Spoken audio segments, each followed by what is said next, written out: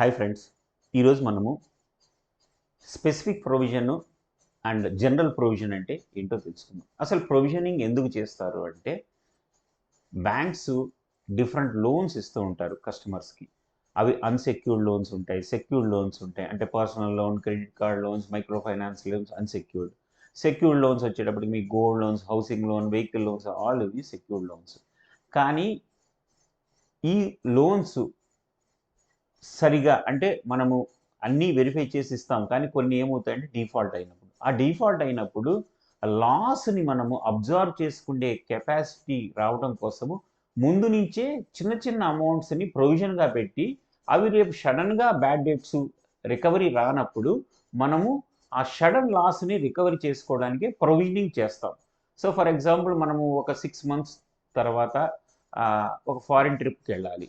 మనం ఏం చేస్తాం, ఇప్పటి నుంచే 5,000 10,000 అలాగా ఉంచి ఒకటేసారి ఆ ఎక్స్పెన్సెస్ వచ్చినప్పుడు మనము దాన్ని అబ్జర్వ్ చేసుకుంటే కెపాసిటీ ఉంటుంది. ఎగ్జాంపుల్ చెప్పాలంటే స్కూల్ పిల్లల ఫీజు ఇయర్లీ ఒకసారి ఉంటుంది. నార్మల్గా చాలామంది బ్యాంక్ ఎంప్లాయీస్ చాలామంది ఏం చేస్తారంటే రికరింగ్ డిపాజిట్ ఇయర్లీ ఓపెన్ చేస్తారు ఒక ఇయర్కి. సో నార్మల్గా ఫీజు పే చేసేది ఏప్రిల్ మే ఉంటుంది కాబట్టి మార్చిలో స్టార్ట్ చేసి ఎవ్రీ మంత్ 5,000 రూపీస్ ఆర్డీ చేస్తారు. అది 1 year అయ్యేటప్పటికి 60,000 వస్తుంది. ఆ 60,000 తీసి పిల్లల స్కూల్ ఫీజు పే చేస్తూ ఉంటారు. అంటే ఫస్ట్ నుంచే మనము ప్రొవిజనింగ్ చేసుకొని ఉన్నాము. ఆ సడన్గా వచ్చిన లాస్ కానీ మనం కంపెనీ ప్రకారం అయితే లాస్, యాజ్ ఇండివిజువల్కి అయితే ఏంటంటే మనకు ఒక ఎక్స్పెన్సెస్, సడన్ ఎక్స్పెన్సెస్ని మనము అబ్జర్వ్ చేసుకునే కెపాసిటీ ఉంటుంది. సో ఇప్పుడు మనము జనరల్ ప్రొవిజనింగ్కి వచ్చేటప్పటికి ఏంటంటే యాంటిసిపేటెడ్ ఫ్యూచర్ లాస్, అంటే ఫ్యూచర్లో లాస్ వస్తుందేమో అని జనరల్ ప్రొవిజనింగ్ చేసేస్తాం to cover the potential loss. ఎప్పుడు ఫ్యూచర్లో వచ్చే లాస్ని ఇప్పుడే మనము యాంటిసిపేట్ చేసి మనం ప్రొవిజనింగ్ చేసుకుంటూ ఉంటాము. ఇది ఎందుకు అంటే క్రెడిట్ రిస్క్, బ్యాంకు బ్యాలెన్స్ షీట్ని స్ట్రెంథన్ చేయడానికి ఈ జనరల్ ప్రొవిజనింగ్ చేసుకుంటాం. జనరల్ ప్రొవిజనింగ్ అంటే మనకు లాస్ ఇంకా రాలేదు, యాంటిసిపేటింగ్ లాస్ రావచ్చేమో అని ఇప్పటి నుంచే మనము ప్రొవిజనింగ్ చేసుకుంటాము. ఫ్యూచర్లో అవి ఎన్పిఏ అయిపోతే వాటి వల్ల లాస్ వస్తుందేమో అని ఇప్పటి నుంచే ప్రొవిజనింగ్ స్టార్ట్ చేస్తాం. ఇది జనరల్ ప్రొవిజనింగ్.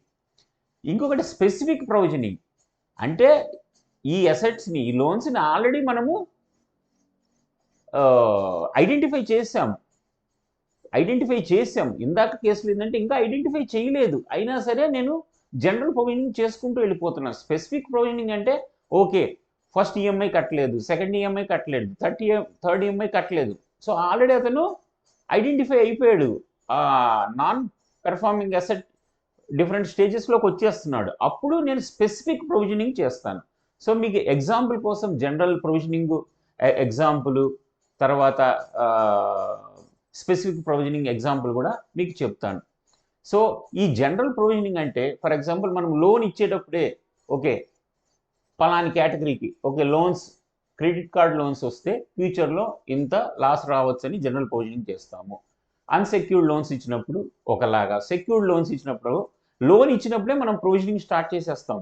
లేదు మనకు తెలుసు ఈ సెక్టార్లో పెడితే చాలా రిస్క్, లోన్ వస్తే రిటర్న్ వస్తుంది కాబట్టి రాకపోవచ్చు, లోన్ డిస్బర్స్మెంట్ చేసినప్పుడే మనం జనరల్ ప్రొవిజనింగ్ స్టార్ట్ చేసేస్తాం వాటికి. ఇప్పుడు క్రెడిట్ కార్డ్ లోన్స్ ఉంటాయి, పర్సనల్ లోన్స్ ఉంటాయి, అన్సెక్యూర్డ్ అవి. సో ఇన్ కేస్ కస్టమర్కి ఏదైనా తన డెత్ అయినా, లేదంటే తను జాబ్ పోయినా, తన క్రెడిట్ తన ఇన్కమ్ లేకపోయినా కట్టలేడు. సో అందుకని జనరల్ ప్రొవిజనింగ్ స్టార్ట్ చేసేస్తాము లోన్ డిస్బర్స్మెంట్ అయినప్పుడే. ఒక్కొక్క కేటగిరీకి ఒక్కొక్కరు ఉంటుంది, అన్నిటికీ ఒకటే పర్సంటేజ్ ఉండదండి. అన్సెక్యూర్డ్కి, సెక్యూర్డ్కి, అందులో కూడా డిఫరెంట్ కేటగిరీస్కి రిస్క్ సెక్టార్ని బట్టి మనము ప్రొవిజనింగ్ చేస్తాం. స్పెసిఫిక్ ప్రొవిజనింగ్ అంటే ఆల్రెడీ ఆ లోను స్టాండర్డ్ నుంచి సబ్ స్టాండర్డ్, లేదా సబ్ స్టాండర్డ్ నుంచి లోను డౌట్ఫుల్ అలా మూవ్ అయిపోయినప్పుడు ఆల్రెడీ మీకు తెలిసిపోయింది, ఇది ఐడెంటిఫై చేసాము, దీంట్లో కంపల్సరీ మనకి లాస్ వస్తుంది అని ఐడెంటిఫై చేసాము. దానికి చేసేదాన్ని స్పెసిఫిక్ ప్రొవిజన్ అంటారు. సో ఇప్పుడు for example general provisioning okay ఒక అసెట్ 10% టోటల్ అవుట్ స్టాండింగ్ తీసి మనము జనరల్ ప్రొవిజనింగ్ స్టార్ట్ చేస్తాం. స్పెసిఫిక్ ప్రొవిజనింగ్ అంటే ఏంటంటే నాన్ పెర్ఫార్మింగ్, దీన్ని మనం బుక్ చేసేసుకుంటూ ఉంటాం. ఇప్పుడు జనరల్ ప్రొవిజనింగ్కి స్పెసిఫిక్ ప్రొవిజనింగ్కి ఎగ్జాంపుల్ చెప్తాను. ఇప్పుడు చూడండి, జనరల్ ప్రొవిజనింగ్లో నేను కేటగిరీస్ని బట్టి ఓకే, ఎంఎస్ఎంఈ లోన్ ఓకే అయితే ఇంత నేను ప్రొవిజనింగ్ పెడతాను. తర్వాత ఇంకొక టైప్ ఆఫ్ లోన్ అయితే నేను ఇంత పర్సంటేజ్ మీకు ప్రొవిజనింగ్ చేస్తాను. ఇంకా ఆ లోన్స్ ఎన్పిగా ఐడెంటిఫై చేయలేదు, వాటిలో ప్రాబ్లం ఏమి లేదు, అయినా సరే నేను లోన్ ఇచ్చేటప్పుడే 0.40% ఎంతైతే మనం లోన్స్ ఇస్తామో దాన్ని తీసుకొని మనము జనరల్ ప్రొవిజనింగ్గా పెట్టేస్తాము. ఫర్ ఎగ్జాంపుల్ ఇక్కడ 1,00,000 రూపాయలు అయితే 0.04% అంటే 400 రూపీస్ మనం ఫ్యూచర్లో లాస్ రావచ్చని అక్కడ పెట్టేస్తాం అన్నమాట. సో ఈ ఎగ్జాంపుల్గా ఇచ్చాను. ఇంకా లోన్ స్టార్ట్ అవ్వలేదు, డిస్బర్స్మెంట్ చేసాం, కస్టమర్కి ఇచ్చాం, ఇంకా లోన్ కస్టమర్కి ఇచ్చేసి అతను రీపేమెంట్స్ కట్టక చేసే ప్రొవిజన్ కాదు ఇది, ముందే చేసేస్తాం డిస్బర్స్మెంట్ చేసేటప్పుడే. స్పెసిఫిక్ ప్రొవిజనింగ్ అనుకోండి, ఈ సబ్ స్టాండర్డ్కి వచ్చేసింది అంటే ఒకసారి స్టాండర్డ్ నుంచి సబ్ స్టాండర్డ్కి వచ్చేసింది, సో ఐడెంటిఫై చేసాము, 3 మంత్స్ నుంచి కట్టట్లేదు, 3 ఈఎంఐస్ కట్టట్లేదు, 90 డేస్ కట్టలేదు, 10% తీసేస్తాము. సో అన్సెక్యూర్డ్ లోన్స్ అయితే 100%, సెక్యూర్డ్ లోన్స్ అయితే 20%, ఇట్లా డిఫరెంట్